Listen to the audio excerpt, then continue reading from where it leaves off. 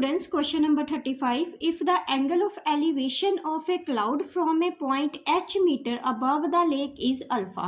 तो यहाँ देखो ये जो a पॉइंट दिया है ये क्लाउड दिया है, तो उसने क्या बोला है, ये जो लेक है, लेक का सरफेस है उससे h मीटर की ऊंचाई पे, तो ये जो h मीटर है यहाँ से यहाँ तक का डिस्टेंस, तो इस पॉइंट से लेके जो क्लाउड तक का एंगल ऑफ एलिवेशन बन रहा है वो है alpha, and the angle of depression of its the reflection in the lake be a beta. तो यहाँ देखो यहाँ तक का जो डिस्टेंस है, यहाँ तक की हाइट दी है वो एच जेड दी है. अगर यहाँ से यहाँ तक का रिफ्लेक्शन, ये रिफ्लेक्शन पड़ रहा है ई से लेके एफ तक का, तो उसकी भी हाइट कितनी हो जाएगी जेड. तो उसने बोला है ये जो रिफ्लेक्शन पड़ रहा है इस पॉइंट से लेके इस पॉइंट पे जो एंगल ऑफ डिप्रेशन बनेगा वो कितना है, बीटा. तो आगे उसने कहा है prove that the distance of the cloud from the point of the observation. तो यहाँ से लेके यहाँ तक का जो डिस्टेंस है वो हम बताएंगे कि वो इतना है 2h sec theta upon tan beta minus tan alpha. तो इसको हम नाम दे देते हैं, ये y ले लेंगे इसको. तो इसको सॉल्व करेंगे. पहले हम राइट एंगल ट्रायंगल लेंगे ए बी सी. तो right angle triangle A B C में cos अल्फा, तो cos अल्फा देखते हैं किसके इक्वल होता है, बेस अपॉन एच के. तो बेस कितना है BC और h कितना है AC. तो इसको लिख देंगे BC upon AC is equal to x upon y. तो ये x इक्वल टू कितना आ गया, y cos अल्फा. तो ऐसे ही tan अल्फा भी निकाल लेंगे. तो tan अल्फा कितना होता है, परपेंडिकुलर अपॉन बेस. तो ए बी परपेंडिकुलर है और बेस बी सी है, तो इसको लिखेंगे A B upon B C. तो ये आ जाएगा tan alpha equal to A B कितना है z माइनस एच और बी सी कितना है x. तो इसकी भी हम वैल्यू निकाल लेंगे. तो ये आ जाएगा x tan alpha equal to z minus H. तो इसको लिख लेंगे x tan alpha plus h equal to z.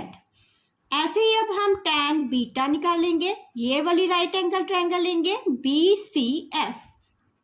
तो ट्रायंगल BCF में tan बीटा कितना हो जाएगा, तो ये हो जाएगा परपेंडिकुलर अपॉन बेस. तो परपेंडिकुलर कितना है, यहाँ देखो BF, तो इसको लिखेंगे BF अपॉन BC.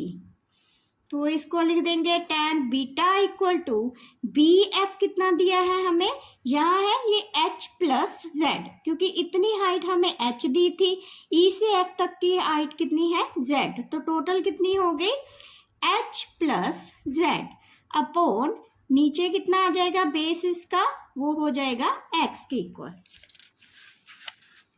तो इसको सॉल्व करेंगे तो ये आ जाएगा tan beta into X is equal to H plus Z. तो z कितना आ गया, tan beta into X minus H. अब ये दोनों जो वैल्यू है वो दोनों ही z की है, तो हम लिख देंगे फ्रॉम 1 एंड 2. तो ये आ जाएगा, ये दोनों z को इक्वल ले लेंगे. x tan alpha plus H is equal to tan beta into X minus H.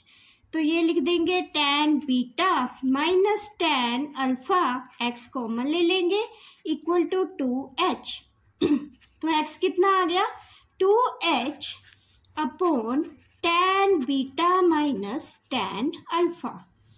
तो यहाँ देखो, यहाँ हमने स्टार्टिंग में ये वैल्यू निकाली थी एक x is equal to Y cos alpha, तो वो भी ले लेंगे x is equal to Y cos alpha.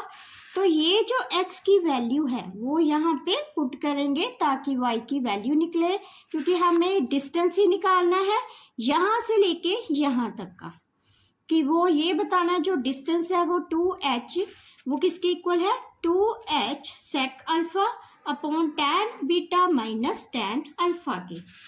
तो इसको सॉल्व करेंगे तो यहाँ लिख देंगे 2h upon tan beta minus tan alpha equal to y cos alpha. तो y कितना आ गया, तो y कितना आ जाएगा 2h upon cos alpha upon tan beta minus tan alpha. अब ये जो 2 अपॉन कोस अल्फा है ये तो रेसिप्रोकल हो गया सेक का, तो इसको लिख देंगे 2h sec alpha upon tan beta minus tan alpha. तो यही आंसर चाहिए था, ये distance and the cloud from the point. तो इसको हम लिख देंगे, ये क्या है, ये distance and cloud from the point.